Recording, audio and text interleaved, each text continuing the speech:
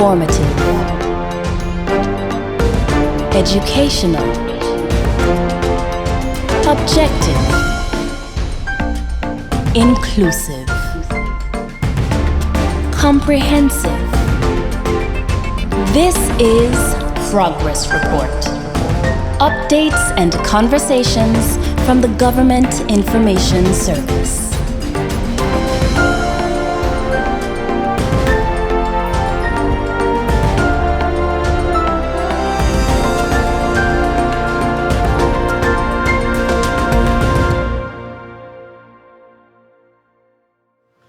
Good day and welcome to another episode of Progress Report. My name is Ivan Khanna, my lovely co-host Gleniva Hodge, and we have a very interesting twist, an interesting take on Progress Report. Of course, it's still updates and conversations from the Government Information Service, but like Gleniva, remember I told you guys that Gleniva is actually the one that runs this show. I'm just the sidekick. I'm part of the furniture. I'm just the makeup guy and everything. I try to make her look even better than she is. This is her show.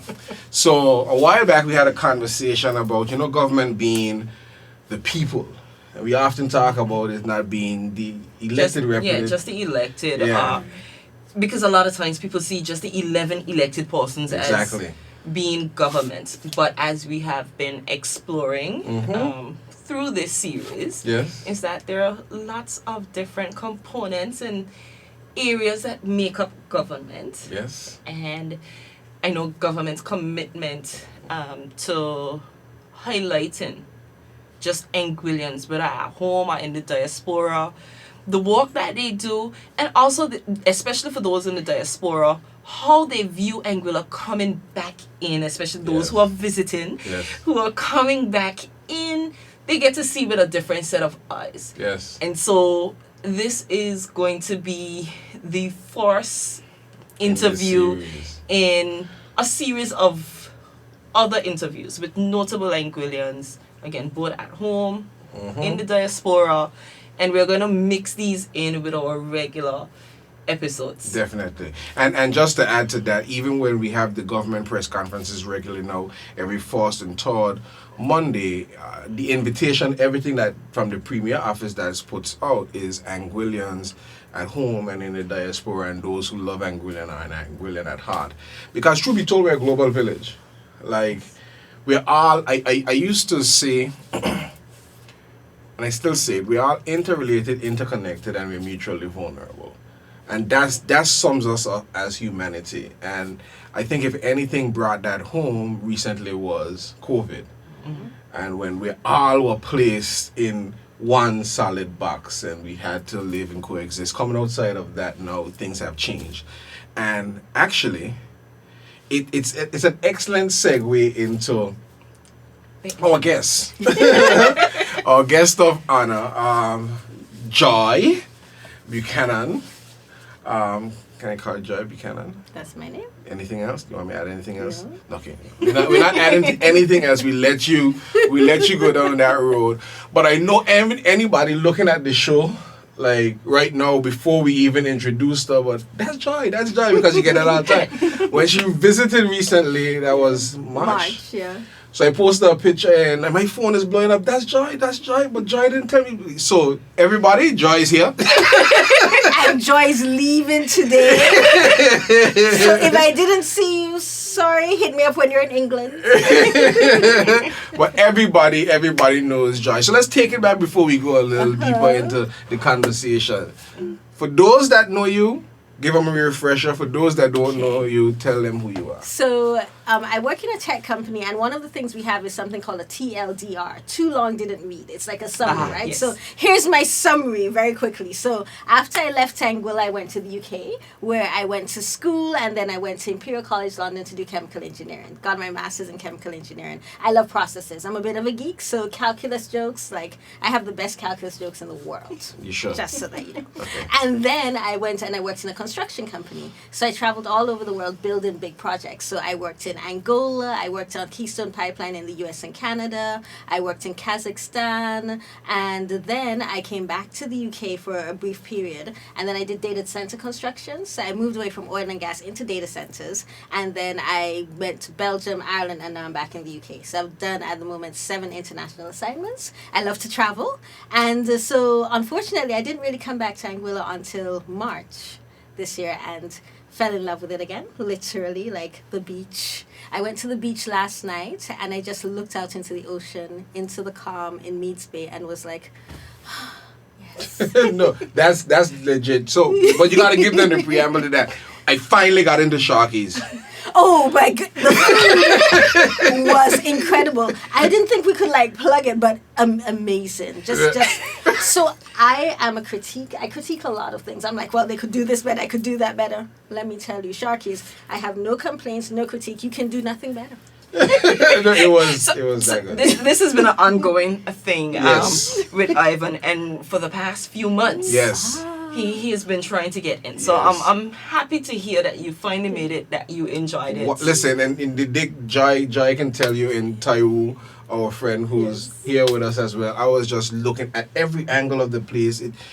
It's just amazing. Like it's from the people to the food. You're roadside, but you don't feel like you're roadside. It's eat at Sharky's. I think though something that's really important is just how we can use our own, right? So this is somebody who took something from his veranda and brought excellence into it, and for me that's what Anguilla is. Anguilla is excellence. The service is good. Generally the service in Anguilla is exceptional. You go there and you feel like you are a king or a queen. And this is what the tourists and the locals should feel like, because literally we are royalty. And that's something that I really, really love about Anguilla. Just everything, the service. Spectacular. I mean, I have some notes for some people. If you want, you can like inbox me. I can give you all notes on your places. But generally, amazing service. This is interesting because what I am appreciating, and we spoke about it, it's seeing Anguilla through the eyes of someone who grew up here, left, have been away for some time, See and you you're all. seen the wall. I think that's also important. You've seen enough. I'm ticking off. You said Angola and Kazakhstan. yes, places that I can't even call. Yes. And to come back and to hear that, I think sometimes it is important for us to hear that as well, because when you are here and you're living here 24/7, 365, and you don't experience life outside of, it can sometimes feel oppressive. It can sometimes feel depressive. Right. And being here, and you can see, and nothing is wrong with necessarily saying I can see all the bad that it is that's here, because I think that that's how you grow as well. But it's also very helpful when you can hear the good from someone who has seen a lot, who has vast experience.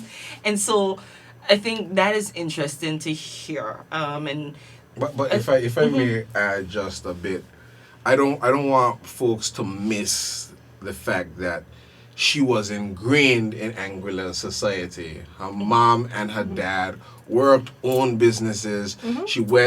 She's a golden horse. She aimed for excellence. She went to Valley School. I remember that.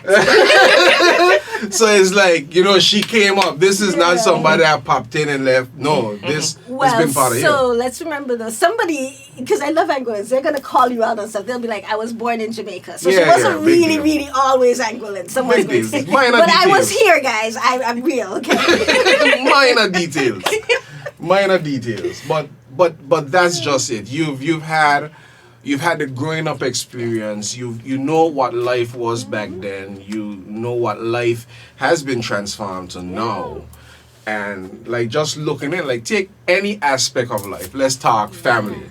I mean, so one of the things that really struck me, I'll share with you guys a story that I tell people.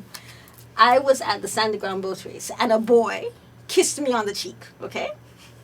I went home, my grandmother was on the porch. So me hear a man kissing you?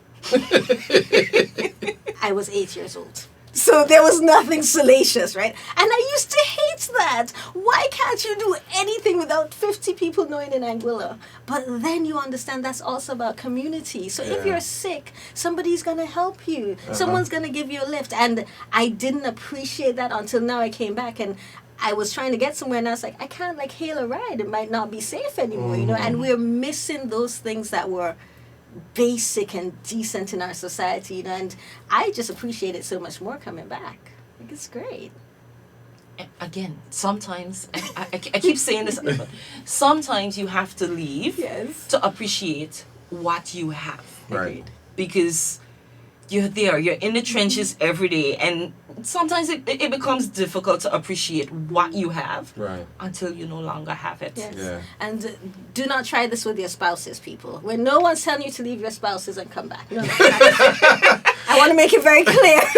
This is about Anguilla. So I'm listening to this Uh-huh. and I'm hearing a little bit more of something, and I think Ivan whispered to me that you're also, in addition to being in tech and doing all of these fabulous things, and I think you said 7 different international Yes. assignments, you're also a Life coach. there you go. I'm like, Tell us about that, and what does that entail, and how does that impact your life? So, I think that people are awesome. Like, generally, people are awesome. And if they just understood that, they would be better and they would be excellent, right? So, for me, being a life coach is reminding people that you're amazing. You have the answer. No one can tell you anything, you know. You have the answer within you. And all I do is I ask questions that helps draw that out. What do you want to do? Where do you want to go? Where do you see yourself? So one of my favorite exercises, I call it a Star Trek experience. Imagine you're transported 5 years in the future and you're happy and you're living your best life. What are you doing in this 5 years? How does it look? How does it feel? Now when you've captured that moment for yourself, think about all the things that you need to do to get there and focus on where you want to be. If you're kinesthetic, how do you want to feel? If you're visual, what do you see? Like, live your life according to that. So now, if I talk to somebody and they're irritating me, I think, well, hang on. Are they going to align with where I want to be in 5 years? If the answer is no, I will literally go, bye. Just no. You know, so live your life in accordance to your own vision. So, you like that? I know you. Would. So I have like real life experiences with Joy. So we're at dinner. Was it dinner? We were just getting some drinks at Aurora on Sunday night, and there were young ladies just over by the bathroom. Anybody been to Breezes? They know there's this bathroom in a mirror. Apparently, there's this global fascination with women in mirrors. I don't know what it is. Maybe you guys can tell Especially me. when there's excellent lighting. Yes. There's a new spot. Oh, my There's a new God. spot on Anguilla that, you know, I visited sometime recently, and it is, everything about it is Instagram worthy. Especially the bathroom, the lighting is excellent. So people are hitting up there for The bathroom. the So are you going to share the spot with the viewers or no? So it's a new spot. It's savvy, and Okay. I know persons are very much heading there and very intrigued about the bathroom facilities in particular. Okay. So if you have some time, I know you're leaving today. So if you have some time, She's done before- it. Yeah, we You did did it. service, yes. Okay, Yeah, nice. yeah. Yeah. So sorry about that, gentlemen listening who have no idea what this fascination with bathroom lighting and mirrors is concerned. Trust me, we go there for a totally different reason. But then if you think about what does a mirror do? A mirror reflects who you are as a person. So it gives you a different visual, but it's inverted. And sometimes we need to reflect on ourselves. I- And so a mirror is actually like a life coaching tool. I understand, but trust me, no man ain't looking in the mirror. maybe they should. Maybe they should. Maybe we I'm should. like, Fellas, someone call a mirror for Ivan. we'll take that one offline because you know that actually I didn't want to go here, but that would actually bring me into something. But let me stick with where we at our first. And then I'll come back to the whole mirror thing with men. And then we looked over and these young ladies were taking pictures. And then Joy get up to go not take pictures. I don't know if she went to speak to the young lady. I can't say whether she... I wish Taiwu was actually on the show. Taiwu is a mutual friend. Okay.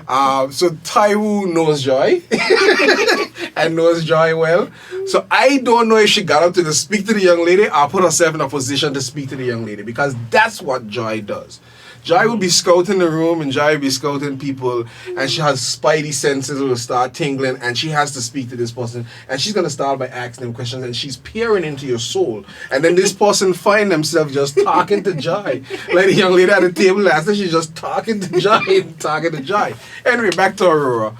And we're sitting, Taiwo and I at a table, and then Joy is missing for like 5 minutes, then it's 7 minutes, and then it's like 10 minutes. And I was like, yeah, she's still talking to the young lady. So she's having a full-on coaching session, I guess, getting to know this young lady. Yeah. But she left to go to the restroom, I would assume. And then they're exchanging contact, and it's like, and I'm like, what is going on? Stay out of their business. Okay, I will stay out of their business.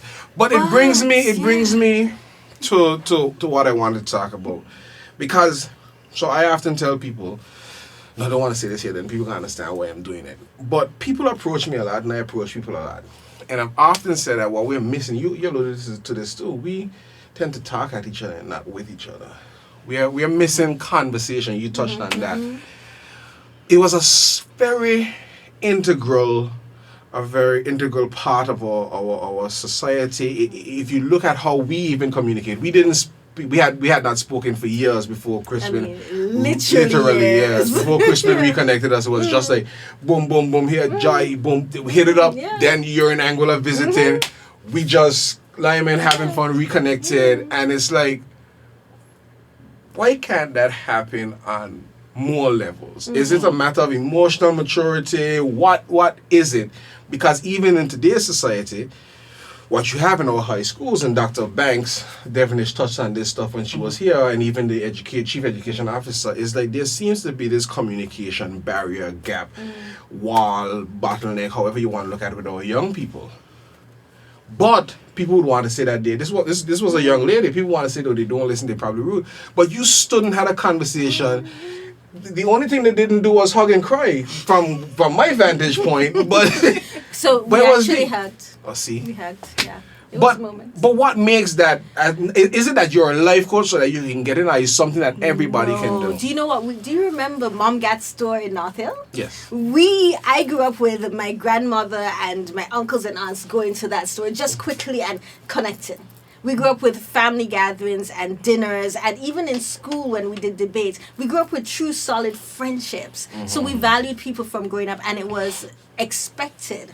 So I remember we were doing a project in class 6, and it was Jerome, myself, and Verdine were doing this project, and our parents got together and they made sure we got to where we needed to be. It was a sense of community that we grew up with, and I think maybe what has happened is that as families we've drifted apart a little bit, and so that how we communicate as people was taught by family, and we've forgotten.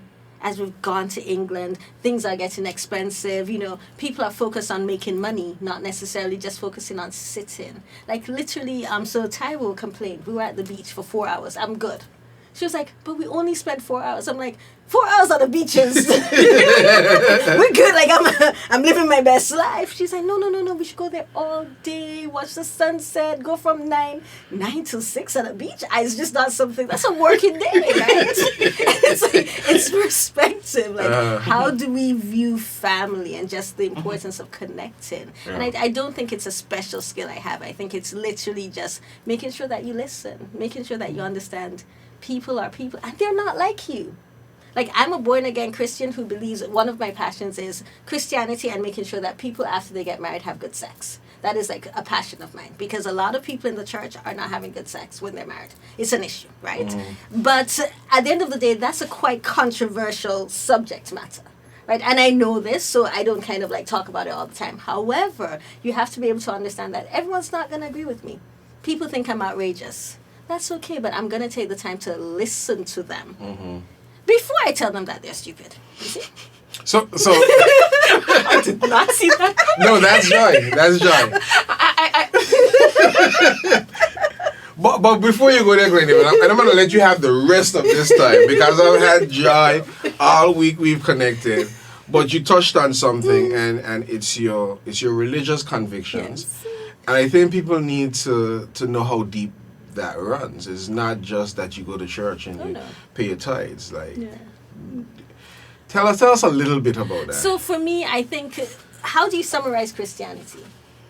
If you had to summarize Christianity in 10 words or less, how would you summarize it? I'm a woman of many words, and so so that is a challenge for me in terms of 10 words or less. But Can I summarize it? No, you're next. Okay. Let me go first then. okay, I would say it's living consciously in grace and knowing that you can do nothing for your righteousness and your salvation. Okay. That's it for me, because in recent times I've taken it away from being about me. Now it's about my relationship with God, but it's also my relationship with people. So it's more It's the to come in cross, right? lateral, It's yeah. vertical and natural, and it actually shapes the cross of Jesus, Yes. where he died. Yes. That's it for me. okay. So for me, Uh-huh. and this might seem very just on the surface, because I think faith and personally, faith and religion is something that is deeply personal to an individual. Right. And so the reason I struggle with for a summary is because what Christianity might look like for you may be completely different for me and what it looks like for you. And for me, it's, again, there's 10 words in the word. That's okay. At the very basic level is the belief in God, the Father, the Son, the Holy Spirit.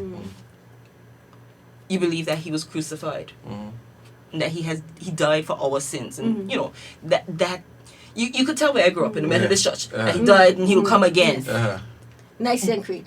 Yes. But then as an adult who has her own faith and the way that I look at it, it's about the basic tenets of being a good human being. Just being a decent person and living as God would have wanted us to live. Being that you see your neighbor struggling, you help your neighbor. Right. Whatever your neighbor looks like. And that is it. Because for me, it is love your neighbor as yourself, even as I have loved you. So that for me is where that goes. And I'm hearing the prevailing or the overarching theme in Christianity is relationship. Relationship, exactly. That's it. You know, for me it is, and it's a quote I stole from someone, 10 words or less, it's, we're all bastards, but Jesus loves us anyway. And that for me is so profound, because to be loved by Jesus means that you're going to love yourself. And so I'm a divorcee, and I struggled when I was a wife. And, you know, I realized that to be the best wife, I had to be the best person I could be. To be the best daughter, friend, etc. I had to be the best person I could be. So it is actually selfless to be selfish sometimes, to take care of yourself. And that's for me what Christianity is. Christianity is about my relationship with God, because it gives me strength. It gives me power. It gives me a sense of assuredness that I am loved. So, yes, it would be nice if a man, you know, comes and like 50 men love upon me. That might be nice. I don't know. Never experienced it before we get a rumor. But it's just so good to be loved by God and just know that, hey, I got you, boo. You're mine. You know, James is my favorite disciple. He's like, I'm James, the one who Jesus loved, you know. Me that. I don't know what you mean, but me, the beloved. You know, so, not James, sorry, John. Like, the beloved of God. It's like, yes, absolutely. So yeah, that for me is, so Christianity for me is a really important thing, but it is personal. And so everyone's going to do it differently. So I got saved in Church of God of Holiness. And at the time, Church of God of Holiness, boy, Deuteronomy 22:5, no woman was wearing no trousers, you know, no earrings, no makeup, nothing. And I actually felt like I'm one of the most holy ones, because, my goodness, if you can see my ankles. Now, obviously, as I think Church of God of Holiness is not doing that anymore. Apologies, Pastor Philip, if you're still doing that, you should stop. That's nonsense. It is. Like, please tell me we're we're not still doing that here, because that's not what Christianity is. It's not about how you dress or the makeup you wear or the jewelry you wear. It is literally about your relationship with God and how you commune and develop with Him and how you are loved by Him. Nice. And I like that. I have no qualms with anything. I know. No, because so what you did is you basically said what she's been thinking and wanting to say. Oh! And that's fine. But backing it up some more, relationship again, and you said something about, you know, the confidence that you bring to yourself. We're still on the whole life coach bit. You've been around for a couple of days. You've had several experiences. You've dealt with young people on the beach, young people in the restaurants, young people in customs and immigration on your way in. Several different interactions.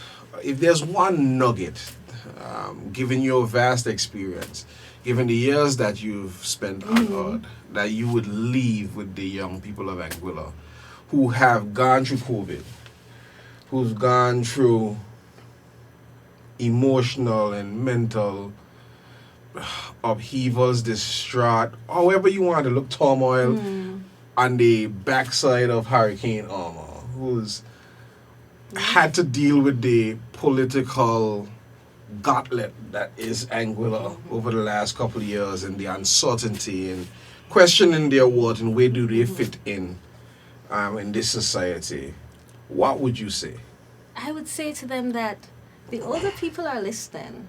Sometimes you think they aren't. Sometimes, you know, they pout and they put their hands on their hips and they look like church mothers. So in England, you know, you see the pictures of the church mothers and they're pouting. Well, she thinks she is, you know. Believe it or not, our older people are listening and they actually want to help. They just feel like we don't want to listen. And so try to connect with them and hear what they're saying, because they have so much wisdom. My auntie in March, she said to me, she said, you know what, Joy, sometimes you just have to leave people be and do what you need to do. And it was just a simple thing. She was washing dishes, she turned back around, you know, and just said that. And that in that moment was exactly, because I had a lot of things going on in March. And it was like, no, just focus on what you need to do. And she reminded me of that focus on your vision. She said it differently. I would have said it with more hand motion, and because I'm more dramatic. My aunt is, you know, very proper. Yes. You know, she's not. Prim and proper. She is, you know. I am the person, I'll be wearing pum-pum shots on the street and, you know, drinking a rum punch, you know. But she's not like that. But still in that moment, I understood what she was saying. So our older folks are listening. They want to help us. They have different experiences, but they want to help. And in a lot of ways, though, they see that we have more opportunities. So they're annoyed with us because they're going, you have more opportunities than we had, and you're not doing anything with it. So it's frustrating for them. They're like, what are you guys doing? So connect, listen, know that people are willing to hear. But then, remember this also, that we will burn down the village if we don't feel the warmth of those around us, right? So understand, though, that sometimes you have to have action. Sometimes you have to speak up. Sometimes you have to go against the grain. And that's back to Christianity. Christianity should be counterculture. So if you're all moving in the same direction and it's not going very well, stop and think, why am I moving with this group? Why are we all moving together? So my nugget will be, people are listening, but most importantly, listen to yourself. Mental health awareness is something that as a community, we are not good at. I separated from my husband, went to counseling. People told me, you don't have a pastor? I was like, I do. He's a trained counselor, but I didn't want to go tell him that, you know, my husband, why we separated. That's not something, you know, some of my friends said, we thought we're better friends. Like, why can't you talk to us? I was like, again, you're not trained to deal with these things. And when it comes to therapy, make sure you get the right therapist. So as a life coach, I never ask the why. Why is about counseling, right? We focus on the what. What do you want to do? Where do you want to go? The deep stuff is counseling. So make sure you're getting the right type of therapy also, because I see people making that mistake. But definitely listen to yourself. Understand that, hey, if you're feeling sad, there's a reason. You are valid. Your emotions are valid. Your feelings are valid. Yeah? Right. Yeah. Stand up. I thought I'm kind of switching the tables on you a little bit, because I know over the weekend, it was International Men's Day, so happy International Men's Day. Thank you. To you and to our listening audience, male listening audience. And there was the mental health. Yeah, reality versus mentality. Yes. Did you go? How was that? I did. I think it was an excellent event overall. I believe so.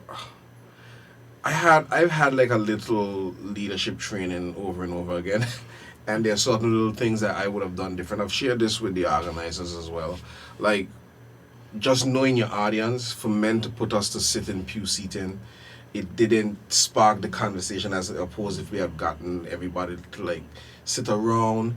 And then at one point, you know how I am, I'm Ivan. So at one point, I just like, yeah, I didn't take over. You don't have to say that. But so one of the presenters, he made a reference. Shout out to Jermaine, excellent delivery. But he made a reference that struck a nerve with me. He I don't think he intended to say it like that. Maybe I took it on like that. But he said, men raised by women tend to process things from an emotional standpoint. Now, all I've known. As I say in Jamaica, tanto de Jamaica. All I've known is my mother and my sisters. My dad died when I was 2, so I started and said, and I said, I don't agree with that. And I stopped the conversation there. And I said, this is why I don't agree with that. Because what we fail to realize, like a lot of young men in Angola, and the young men in the back of the room actually raised their hands. We have an identity issue that, in my humble opinion, kind of leads to and cements our mental issues. And I gave them my experience. I grew up without my dad, but you don't just come from your mom. You come from 2 different sides. They come together and they make this DNA. I knew my mother's side of the family. It was not until my uncle Clarence, God rest his soul, died in St. Martin that I started knowing my father's side of the family. All I remembered is my cousin Sadie, the ones that I know here from my father's side. Every time Sadie, that's Aldo and Andre's mom, Jackson, every time Sadie see me, she just grab me, start praying for me, and then tell me you're not gonna be like them. Because apparently my father's side of the family, the men have a sweet mouth. They kind of like smooth with it. You understand? And Ivan didn't hear that at all. Listen, we are on ear. Come on. So she like, it's not gonna be like that, but she's praying, and I'm like, it was funny. I ain't gonna go into any but so I didn't get it. I of course I had my brothers there for example and what's not, but I didn't get it. And I remember I was flying back from Tatola and I had to overnight in St. Martin. My cousin Claret picked me up. And I watching this man, you know. Looking at this dude and I was like, but this man looked just like my father because I've never seen that. My dad died when I was 2. I have memories of him here, but seeing the physical thing now in my grown age, this was scary. And at Uncle Clarence's funeral, I'm there in the back of the church just taking pictures of Claret because he has my father's ears, like these big ears. If Claret run too fast, he can take off. Like he got these big ears, right? Sorry about that, because he listens. And he had on this black suit, and I remember my father having a black suit. Anybody that knows my father, he had the church there where the tire shop was. He was a pastor, all these type of things. And I carried, for a long time, like little hurts and pains about it. I remember a young man in Georgia at the time. I had to been about 8. And we got to watch what we say as a society to people because, again, the identity issues can lead to mental issues. This man told me as a young boy, I was in primary school, 8, 10, sitting on the step right here by Tito, where Kegs Palace is, afternoon. He was like, oh, you Ivan, you the one that killed your father? How you going to tell a little boy that? Who's growing up without his dad. And I carried that for a while. And then, even when I got kids, like, I went through anxiety, I had panic attacks and stuff because my dad died when I was 2. So when my son was making 2, it was the worst time of my life. Like, I used to go to sleep thinking I'm going to die of a heart attack. Again, mental issues stem from identity issues. So we carried all these things, and then to hear that when you're raised by a woman, my mother did an excellent job. I'm not just saying so because she's my mother, but she did an excellent job on all of us. Everybody's not perfect, But to hear that you process things from an emotional standpoint, I didn't agree with that. And that's not to say that that's a bad thing, because if we had more emotions, if men are allowed to tap into their emotions and not feel like they have to be hard about everything, then things might be different. So then that took the conversation down a different, or everybody got up and started talking about the identity crisis that we have with men. You know, somebody may not, like I was telling you ladies last night, and this might segue a little bit, certain things when it comes to like the porn that may be going around local and those type of things. Now, if I see that stuff, I'm not, it makes me, like even Kiel and I was speaking about it this morning, he was like, yeah, he felt messed up for the rest of the day. Like, it makes you want to vomit, you know, certain things you just can't, but in some men are encouraged to celebrate this, and I guess it's just a difference of upbringing. Yeah, so but because you mentioned something that I really want to tell the male viewers before we go back into that. Men in Anguilla are spectacular, you know. Like, you guys are polite. I was crossing the street and an old friend of mine, he just crossed the street with me, made sure that I got across the street to my door. It was a 5 minutes out of his day. Like, literally, men in Anguilla are exceptional. They're polite. They open doors. They say good morning. You go to England, people don't say good morning to you. Men don't carry your bags, make sure you get across the road as standard. And you guys may not know how exceptional you are. But listen, men of Anguilla, you guys are awesome. Most of the guys I know here are working 1, 2, 3 jobs if they can. They're trying to take care of their children. They're trying to be good role models. And sometimes, maybe because of the American influence, we're going, oh, all men are worthless. All men are this. No, man. Like, literally, you guys are the bomb.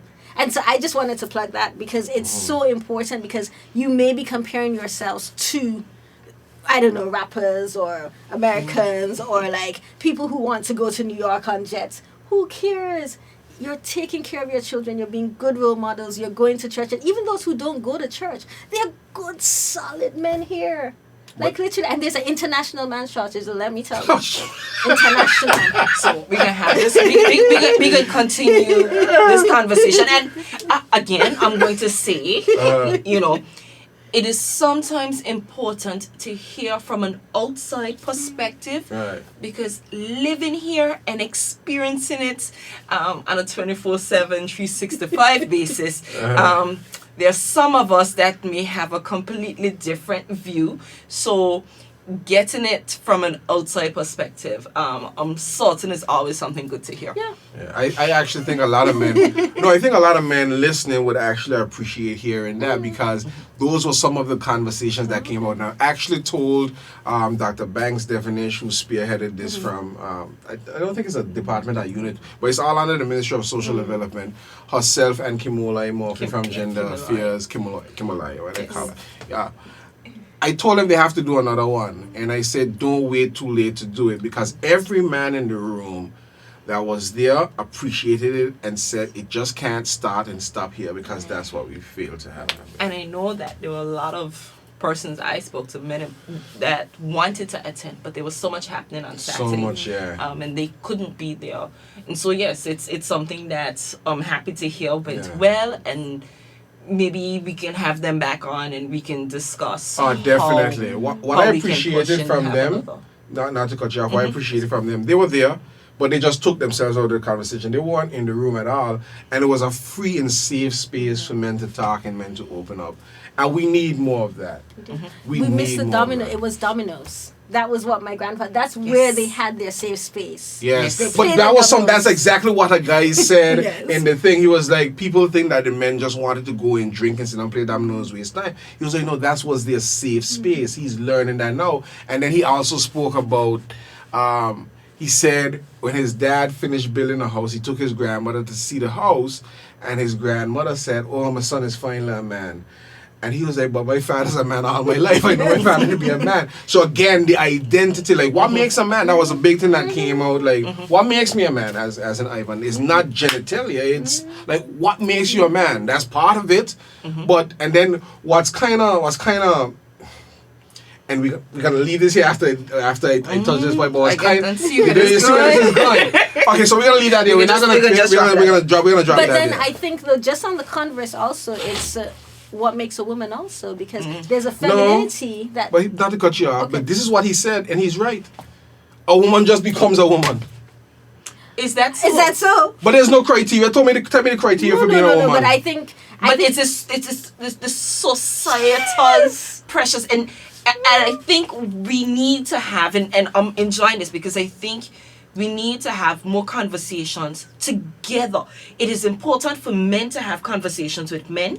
It's important for women to have conversations with women, but it is equally as important for men and women to have open and honest conversations with each other. Right.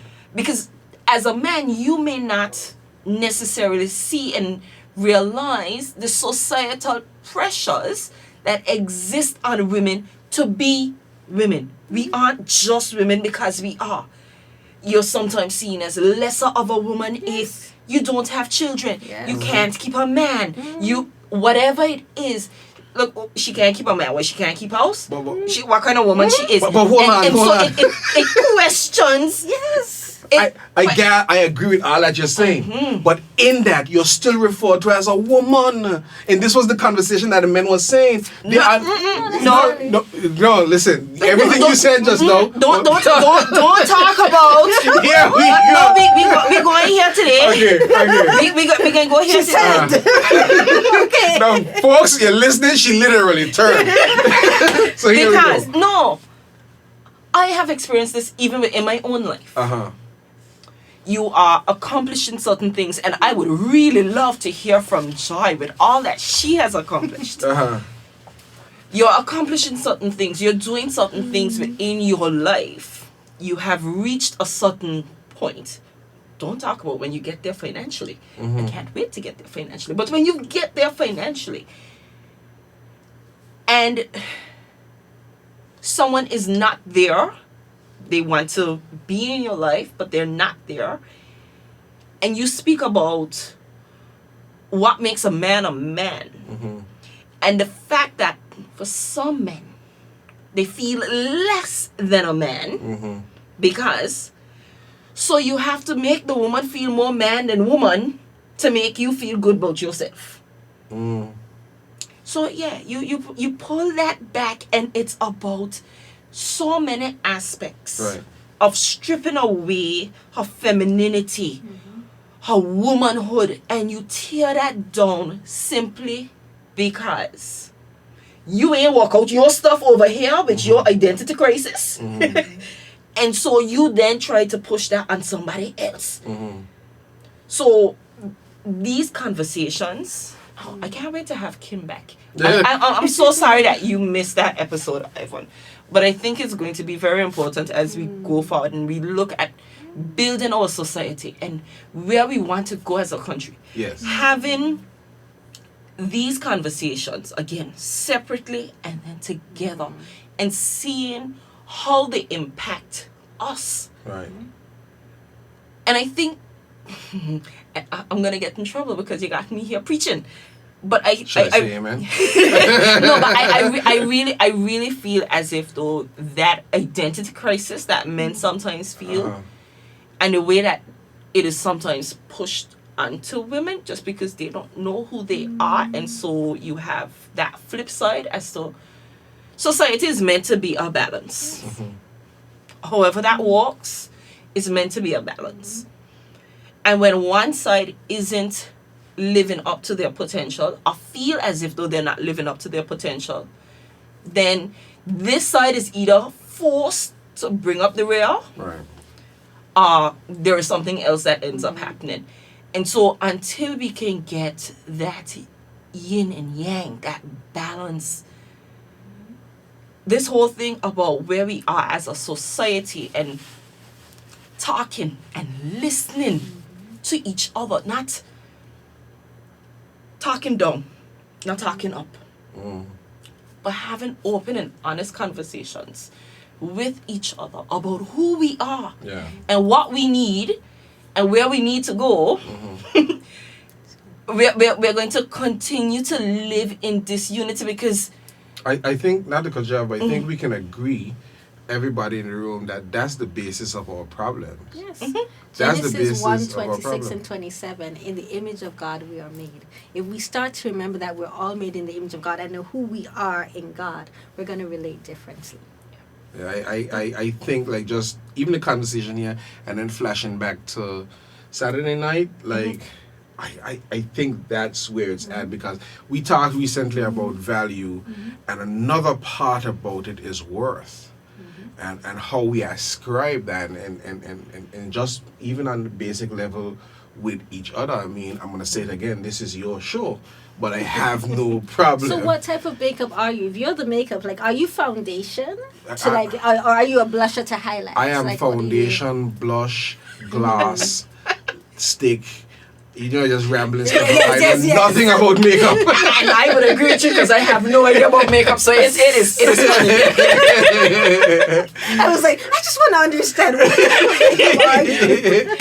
what But it's just like this, like when we had the initial conversations, I was like, you know, this will work. This will work because I think we Gleneva. balance each other. Yeah, I think we balance But each other. it's out. also the masculine and the feminine energy, and it's necessary. And people, the problem is sometimes I think in the Caribbean we sexualize a lot. So masculine and feminine energy is always seen in terms of sex. No, it's just it's balance. Yes, it's life. It's life, and within all of us we have both. So some days I have big like masculine energy. See, yeah, I toned it down. I self-filtered I would everybody. be so proud. Yes. I have big masculine energy when I work because I work in construction. I was about to say, you know, the fields that you work in, that is... I was on a job site with 7,000 people. There was 53 women, including cleaners. Okay, that's a lot of testosterone. So sometimes I come to the table and I'm like, oh, are we doing this? Like, I can bring that big masculine, but then you have to peel it back and go, but do I always want to have masculine energy, or do I want to peel it back and get feminine energy? Now, I'm going to tell guys a secret also, that it is easier for a woman to exhibit feminine energy when a guy is exhibiting masculine energy. It's just easier. It is. So listen, It makes life so much makes easier. So it hold on. You're Yes. giving away the pickup lines and the dating tips when you do that, because most men don't understand that. Okay, so let me give you a nice example, okay? Literally, my friend walking me across the road. I could then have time and mental space to think about something else because I am safe and I am secure. He didn't spend a dime. He spent 6 minutes. 6 minutes that made me feel so relaxed, so secure, so safe. I want that. I make my own money. I do good, but it's not about that. When you're looking for a relation, you want that security, and you want it not just physically, you want it spiritually also. Yes. So if you are a woman of faith, you don't want to be the one tearing down the prayer wall. You want your husband to say, yo, we gotta meet in the prayer room. Let's meet in the prayer room before we meet in the bedroom. Because prayer is foreplay. You're communing with God and you're communing in the bedroom. Fire. Yeah, the Jamaican come out with that. You know, I think it's really, really important.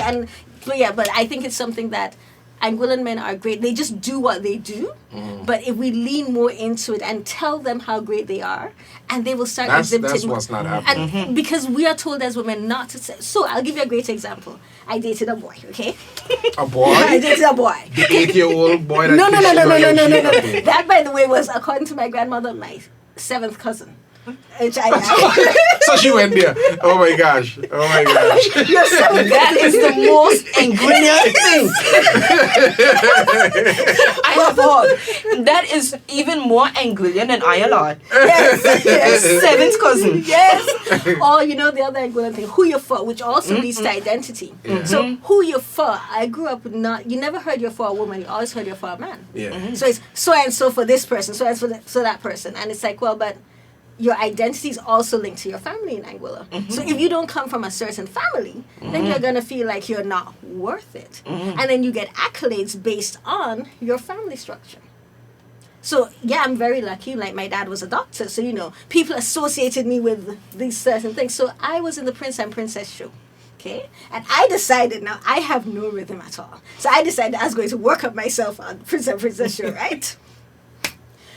Dr. Buchanan, daughter. No rhythm. Why Valley School put her in for that? She could. Oh my goodness! who you're for is a whole Yeah. It is, and I think I want to do an episode on, and we've touched on This this. is and your it's- show.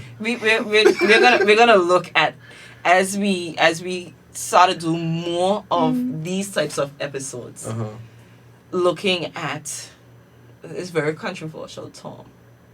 Are you Anguillian enough? Yeah. Who you for? Yes. Who you Yeah. be? But It's very, very, because I was not born in Anguilla, and a lot of people called me out on it. So I remember being in Ashley Supermarket, and somebody said to me, and I was 7 years old, someone said to me, "That's a golden apple. You have those in Jamaica." I'm like, Anguilla, by the way, is infertile. Like, you can't grow anything here apart from a few small items, right? It's an island. How are you going to ask me that? And I'm 7. Yeah. Like, and this is a grown up. Like, what But is it's wrong? no different than No, the experience that I had. exactly. Yeah. And so, but your experience and my experience are not unique. A lot of children in Anguilla are going through these things, and our parents and our elders are not necessarily saying, "Hey, don't talk to my child like that. You can't do that." Do you know the damage you could do to that person? Yeah. Like, let's be real. And it's not that we want our children to be weak, Right. but we want our children to have a sense of who they are and stop feeding negative into them. The first time I went to the toilet, there's a picture. Everybody clapped. The first time I was there's a picture of me, I think I was 2 years old, and everyone clapped. Because listen, everything that you do should be celebrated. Right down to going, that means everything is working in there. true. Celebrate yourself. So I have a friend. I never forget. I was at a very low point, and my friend Bert, he was like, "Yo," because we were 4 boys in college. Bert, Jonathan, Arnold, and myself, 4 friends. And Bert was like, "Yo, you need a break." And he was like, "You get to St. Thomas?" I was like, "Yeah." So I got to St. Thomas. He had some first class tickets booked. We went to see Jonathan. Arnold had just gotten out of the army, not the Navy, sorry. And we didn't connect for years, like 5 or 6 years. And we were just like, we were back in school, all sleeping on Jonathan in the living room. We had bedroom space. We just used the bathroom to bathe and leave the house. And we just there with each other, enjoying each other's company. Jonathan's daughter, Malia, she had a dance recital, a ballet recital. Arnell said something that changed my life, but I'm giving you the backstory to it. We pulled up to the recital, and I still got a picture of 4 strapping black dude showing up to a ballet recital. Malia is one of 2 or 3 young ladies of color, because there was some Indian there, and we're walking in. These 4 guys, and everybody's looking around. Come, this. And then Malia saw a parent with flowers, and she was like, "Daddy, you forgot my flowers." And Jonathan looked around. He was like, "No, we got to make sure you're good first, and then we got to get the flowers. You're protecting the kids, like you say." Listen, we went to the shop. In the States, when you go into these department stores, grocery stores, they have flowers there for sale. Or they'll say anything worth doing is worth overdoing. Right? So I kid you not. Every flower that was in there, we coming in, everybody holding flowers, right? And at the end of it, it was not to make any child feel less than. But we wanted to celebrate Malia, and she couldn't hold the flowers in her hands. We are standing up with her holding flowers. Everybody's looking like she got flowers, and then she's sharing flowers. But that was a very defining moment for me, not just because of what he said, but the innocence and the beauty in the expression that when a child feels celebrated, they will celebrate others too. True. And that's not happening in our society today. As often as it as should. often as it should. Even in our school system, and I'm not knocking anybody, but we tend to celebrate the academics. We touched on this previously. And not just in certain types of academics Exactly. also. Like, yeah. Because the children that could be the best carpenter around, the best small engine mechanic, the best at anything, the best musician, those things are sidelined. But when They're celebrated, but it's like the asterisks. Yes. And Yeah. who wants to be an asterisk? Yeah. Because I have seen them. You have the awards, and there's but there's literally an asterisk next to the name. but sometimes there's the asterisks. Yeah. It's these are all the awards for academics, but you're the asterisk. You just did good in sports. Mm-hmm. That was it. At least that is the way that it is enforced. Even if that's not the way it's meant, Yeah. it's the way it comes across. It's the way that it feels. And again, I'm enjoying this part of the conversation because it ties in so much to where we are now. And I kind of want to go all the way back to the beginning in our last few minutes.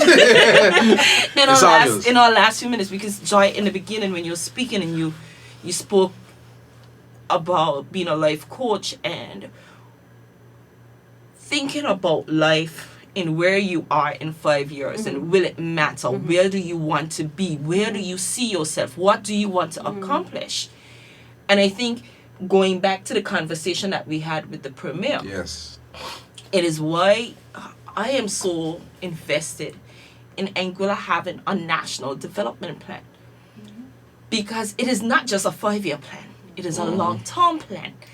And while we can have plans for our life, we need to have a plan for our country. Right. We need to have a plan for our island because it also helps. If you know this is where Anguilla wants to go, it helps with you as a person as well. Yeah. Because if I am invested in this country and I know that my country wants to be here in the next 20, 25, 30, 50 years, what do I need to do so that I can better myself to help my country get there? So I kind of wanted to get back to and tie that into just Anguilla as a whole. As someone who has been out for a number of years, coming back in. Visiting people. She's not Visiting. returning. I mean, now let's talk about that. 7 figures will do it though. So you see, that's a 50-year plan. Put it out there. What has changed? I know we spoke a little bit about that in terms of society. What is the most drastic change that you've experienced? And what is the thing that you would like to either see stay the same? And then what would you like to see changed?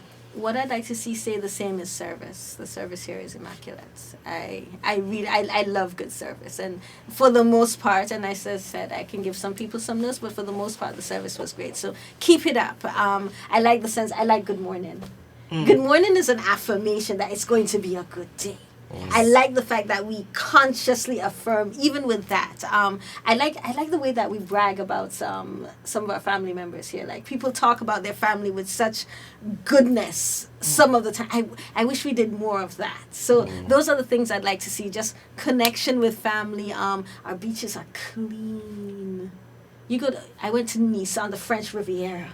And so I was like, yes, I had my big hat. I was like, I'm going to the French Riviera. And I saw that beach and I said, okay, I was at the French Riviera. I'm Anguillan. I can't deal with that. I don't mean to even cut you off, but just to stick a plug.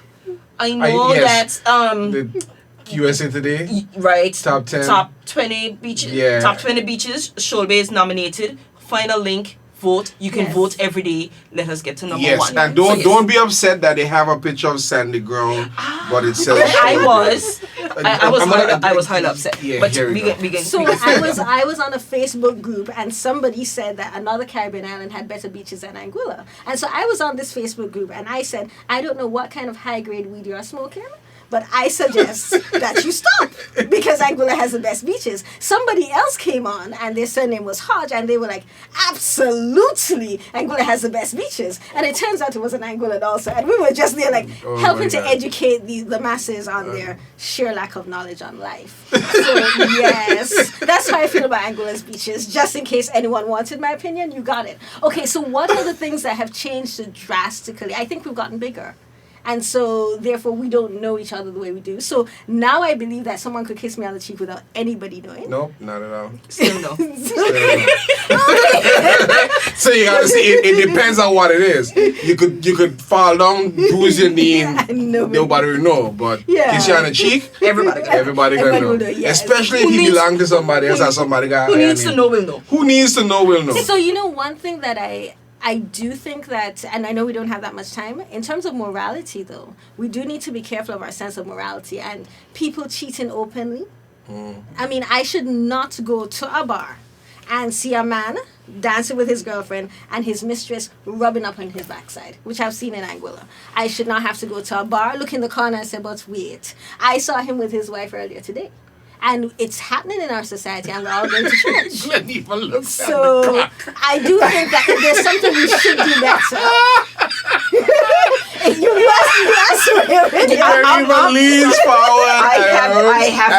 I have not stopped you. I am listening. It is from your mouth to their ears.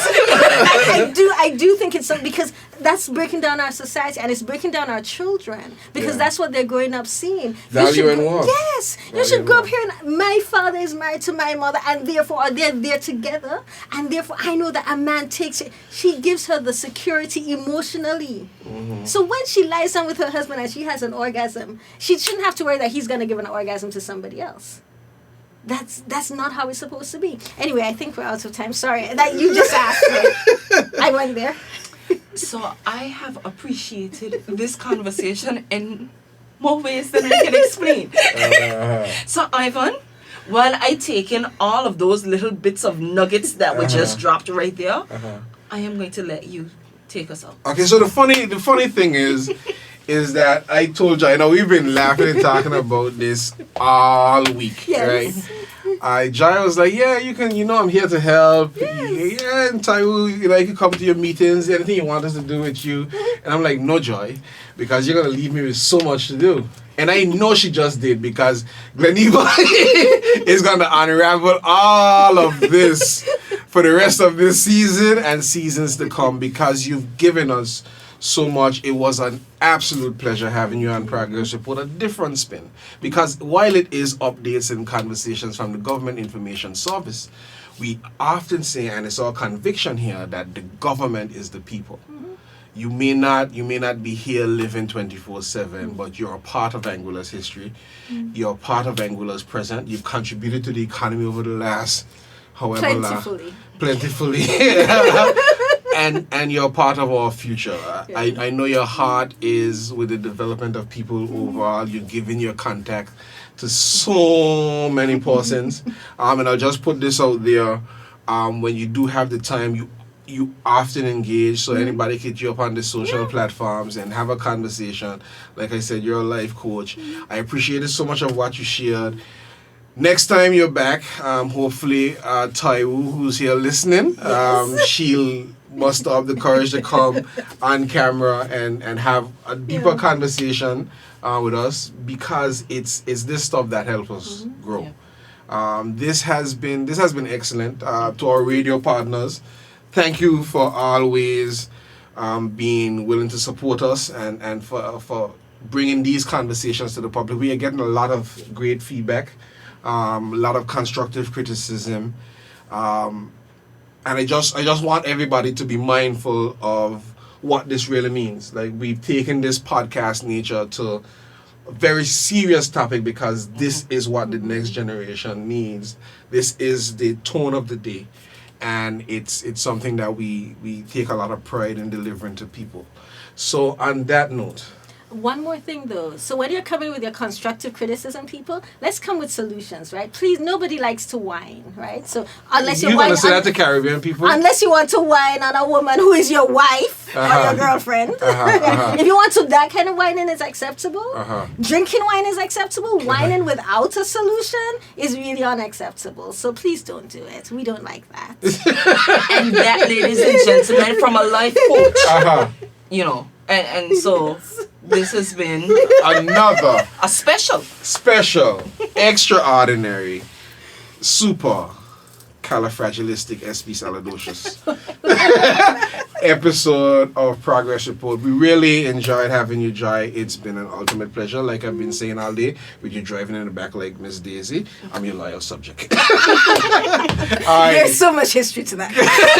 We're going to leave that alone. Bye, guys. All right. Thanks for listening, everyone.